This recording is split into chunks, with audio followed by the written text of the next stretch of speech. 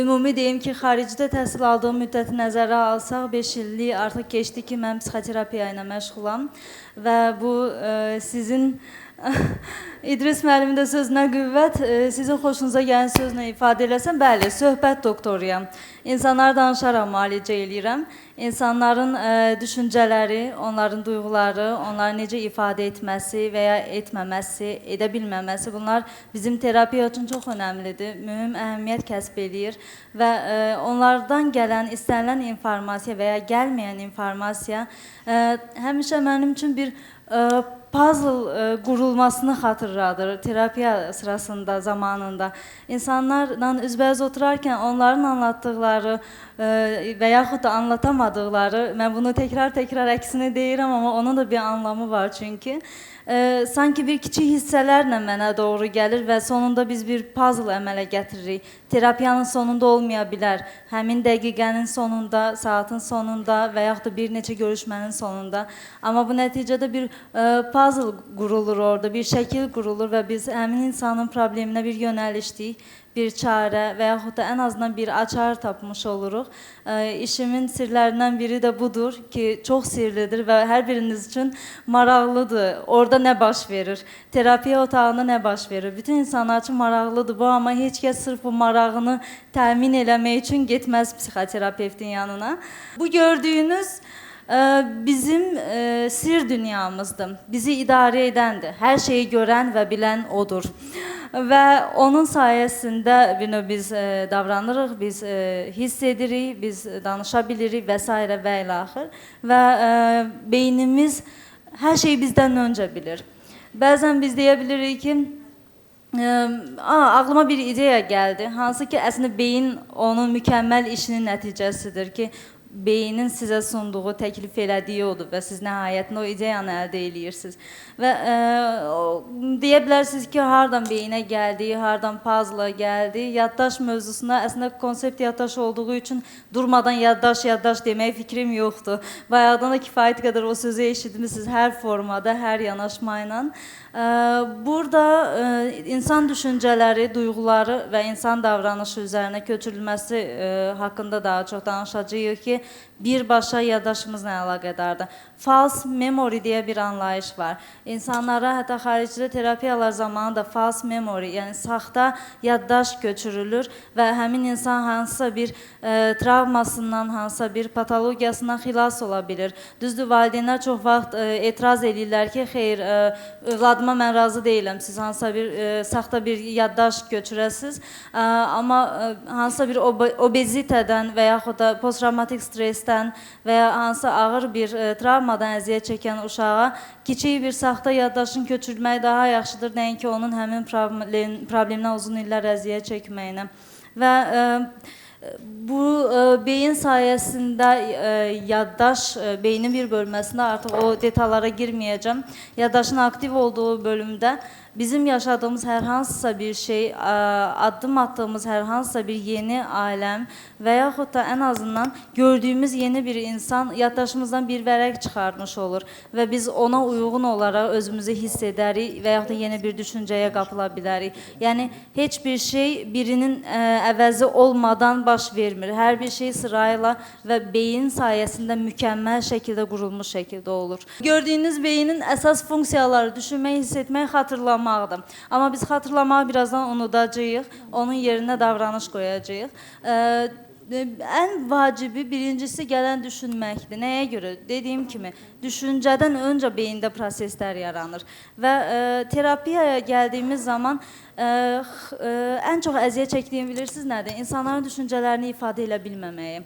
Heç bir ölkə ilə müqayisə eləməyəcəm. Amma bizim ölkəmizdə çox böyük çətinliklər var bununla bağlı. Hətta bayaqdan özünüz də bəlkə də bir analiz eləsəz görərsiniz ki, burada spikerlərin dediyi hər hansısa bir söz çox xoşunuza gəldiyi zaman sadəcə gülməklə yetinmədiniz, alqışlayırdınız. Hansı ki, əslində sadəcə gülmək kifayət edir, siz reaksiya vermiş olacaqdınız. Niyə alqışı da əlavə elədiniz? Nəyə görə effektiv olsun deyə əlavə, daha səs-küylü bir şeyə ehtiyacınız oldu, daha güclü bir şey lazım idi sizə həmin moment? Terapiya zamanı da problem burada olur. Mən soruşduğum zaman ki, məsələn, hər hansısa bir şəxs, terapidə görüşdüyüm insan bir travmasından əziyyət çəkdiyini deyirsə və yaxud da hansısa bir hadisə haqqında danışırsa, o an nə hiss etdiniz deyə soruşduğum zaman nə düşündüyündən danışmağa başlayır. Ya mən soruşanda ki, siz o an ağlınızdan nə keçirdi? Nervlənmişdim, bilmirəm, tutub döymək istəyirdim filan kimi sözlər deyirlər. Bunlar davranışa girir və düşüncəyə girir. Keçirdiyi duyğuları deyə bilmir insanlarımız. Biz bir kütlə olaraq öz düşüncə və duyğularımızı ayırt edə bilmirik və ona görə də davranışa köçürüldüyü zaman müəyyən yanlışlıqlar ola bilir, səhv anlaşılmalar ola bilir. Bütün bunların üzərinə araşdırma edərkən xaricdən təzə gəlmişdim ki, artıq bir ilim demək olar ki, tamamdır geri dönməyimin və müşahidələr elədim, terapiyalarım da hər dəfə sayı artdıqca daha çox müşahidə eləmək şansı əldə edirdim. Düşüncə, duyğu, davranış üzərinə fokuslaşsaq daha yaxşı olacaq. Çünki madəm ki, mən söhbət doktoruyam, madəm ki, mən insanlara danışaraq müalicə edirəm, bu üç nüans çox vacibdir və əvvəla mənə kömək eləyəcək, ikincisi də qarşındakı insanın bunun fərqinə vararaq öz problematik düşüncələrini və yaxud da duyğularını çözməyinə yardımcı olacaq. O klişə səslənsə də həmin insanın özünün öz psixoloq olmağına kömək eləmiş olacağam. Bu mümkündür və əslində mənim terapiyalarımda da ən vacib missiyam bundan ibarətdir. Sevmirəm bir pasiyentlə daha uzun müddət görüşməyi. Əgər effekt almağa başlayırıqsa, mənim ən sevdiyim iş odur ki, o başlayacaq öz-özünü idarə eləməyə, rasional şəkildə öz düşüncələrinin kontrolunu əlinə almağa. Və bu düşüncə, duyğu, davranış üzərinə analizlər apardığım zaman 3D ideyası gəldi alma. Ən baş hərflərini görürsünüz, hər biri D ilə başlayır, 3D əmələ gəldi. Daha sonra anladım ki, əslində bu 3D ilə sizin əvvəldən tanıdığınız 3D ilə də bir-birinə çox uyğundur. Kompüter sistemi ilə bağlı. Məsələn, 3D nədir? Hər biriniz bilirsiniz. Heykəl 2D sistemi ilə necə görünür üzdən, amma 3D-də biraz daha ətraflı görünə bilir, düzdürmü? İndi mən bir qeyri-ixtisas olaraq bundan artıq sizə deyə bilməyəcəm, o sizin bildiyiniz, əvvəldən tanıdığınız 3D-ni. Amma bu ideyayı kəşf elədiyim zaman özüm üçün anladım ki, əslində kompüter sistemini insan yaradır, amma ondan öncə axı beyin insanı yaradıb. Yəni o beyin insanı idarə etməyə başlayıb və ən başda bu sistem bizim özümüzdə var. Daha sonra köçür cansız əşyalara və yaxud da hər hansısa bir başqa sistemə. Növbəti slaydda isə mənə aid olan 3D-nin koordinatlarını onun üzərinə köçürmüş olur və görürsünüz ki, düşüncə ilə duyğu varsa, əgər davranış yoxsa bu 2D olacaq, maraqsız bir film olacaq, düzdür? Görüntü olaraq. Yəni 3D-ni görən biri üçün 2D izləmək təbii ki, sıxıcı olardı və bir şeyin çatışmadığını düşünərdik. Ona görə də davranışa doğru köçürüldüyü zaman artıq sistem tamamlanır. Mükəmməl bir, ideal bir sistem formalaşmış olur. Və bu ümumi izahını verərsək əgər, düşüncə duyğuları yaradır. Duyğu da davranış üzərində özünü göstərməyə başlayır. Daha sonra nə olur? Yenidən bu sistem gəlir. Düşüncələr hisslərimizi yaradır. Məsələn, həmişə istifadə elədiyim bir misaldır, amma sizin üçün yeni olacaq deyə yenidən mən bu misalı çəkəcəm. Yolda getdiyiniz zaman biri çiyninizə möhkəm dəyib keçir. Həmin moment ağlınıza hansı düşüncə gələ bilər? Ən bəsit ehtimal, necə bilərəkdən elədi, məsələn, hörmətsiz adamdır və bu düşüncəyə görə özünüzü necə hiss edəcəksiniz? Gərgin, əsəbi, təhqir olunmuş kimi, istifadə olunmuş kimi, yəni ən negativ duyğular və o davranışınızın üzərinə köçəcək. Siz ya sərt addımlarla yeriməyə başlayacaqsınız, ya dönüb ona söyləyəcəksiniz və yaxud da qışqırmağa başlayacaqsınız, etirazınızı bildirəcəksiniz.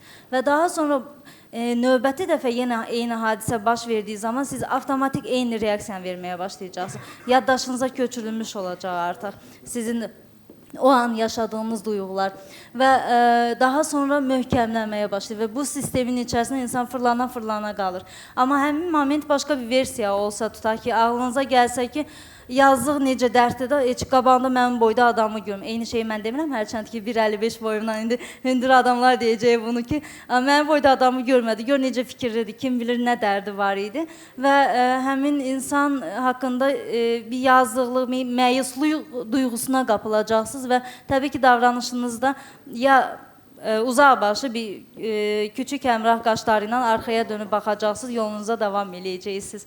Yəni, çox soyuqqanlı bir reaksiya vermiş olacaqsınız. Davranışın üzərinə yüngül bir şey köçmüş olacaq, reaksiya köçmüş olacaq. Ümumi gördüyünüz kimi, mən əvvəlcə gəldiyim zaman ölkəyə başladım bunların üzərinə araşdırmağa, baxmağa ki, yəni insanlarımıza nə çatışmır, nəyə görə, yəni o deyə bilmirlər, öz düşüncələrini ifadə eləyə bilmirlər və yaxud da duyğularını çox qısıtlı şəkildə, məhdud şəkildə ifadə eləyirlər.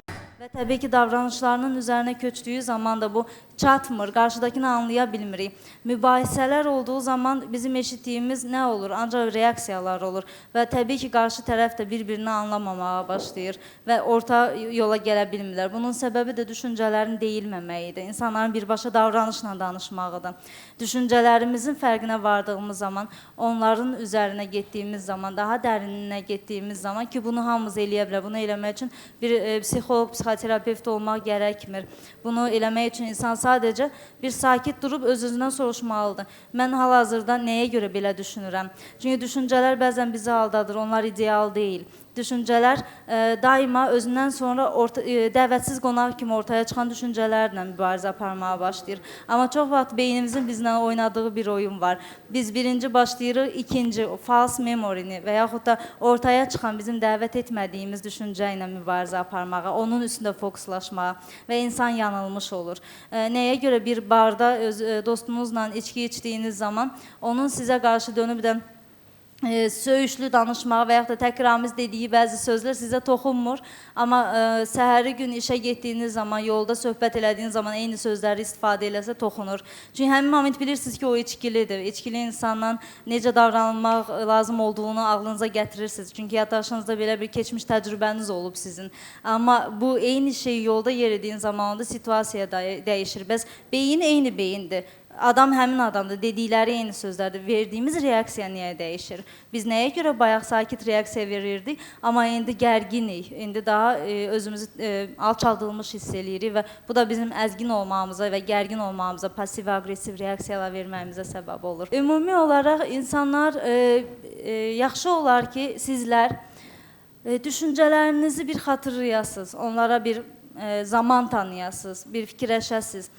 Duyğulara yer verməzdən öncə düşüncələrinizlə bağlı fikirləşməyə başlayasınız. Yəni, düşüncənizi fikirləşin. Taftologiya olmasın deyə düşüncələrinizi düşünün demirəm. Həqiqətən də fikirləşin onlar haqqında.